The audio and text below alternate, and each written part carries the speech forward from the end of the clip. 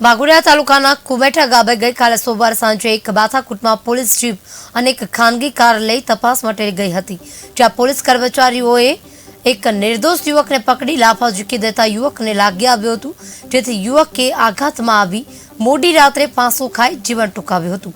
પોલીસે લાફો મારતા યુવકે ફાંસો ખાધો હોવાના આક્ષેપ કરી પરિવારે પોલીસ કર્મચારીઓ સામે ફરિયાદ નોંધાવી હતી।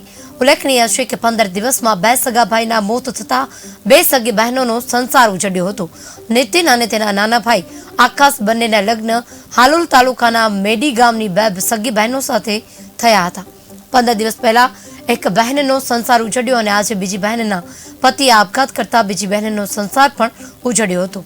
નીતિનના માતા પિતા હયાત નથી, બંને ભાઈઓ જ પરિવારનો આધાર હતા, ત્યારે 15 દિવસના અંતરે બંને ભાઈઓના મોત નિપજતા પરિવારોનો આધાર છીનવાયો હતો।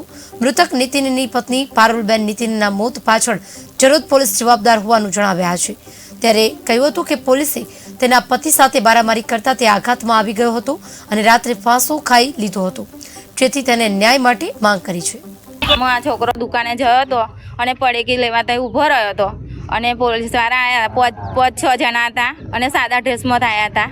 તો એ એવું કીધું કે ચાલ નહીં કર, તો એને ગાડી ચાલુ કરીને છોકરો આવતો હતો, પાછળથી પોલીસવાળા આવ્યા ને એવું પાછળ એને બોચામાં માર્યું અને માર્યા પછી એને ચાલુ કરી ગાડી, તો એને ગાડી પરથી ઉતારી લીધો અને ધોહેડીને અને એને ગાડીમાં બેહાડી દીધો। તો એવું કીધું કે હું કારણથી બેહાડ્યો, તો કે કંઈ પણ બોલ્યા ના અને એને ખેંચીને લઈ જાય। તો અમે એવું કીધું કે એનું કારણ શું છે, તો કંઈ બોલ્યા ના, બધા જ પીધેલા હતા। આ ઝઘડો થયો એના માટે આવેલી, હવે એ પોલીસવાળાએ ઓને વગર કોમનો પકડી અને બે ઝાપટો મારી ગાડીમાં બેહા દીધો, એટલે ગામની પબ્લિકે જોવાનું, એટલે પછી એને બધાએ જઈને ઉતાર્યો અને આ છોકરાને ઘરે આવીને એને આઘાત લાગ્યો કે બધી પબ્લિક વચ્ચે મને મારી પોલીસવાળાએ, એટલા માટે એને આપઘાત કરી લીધો।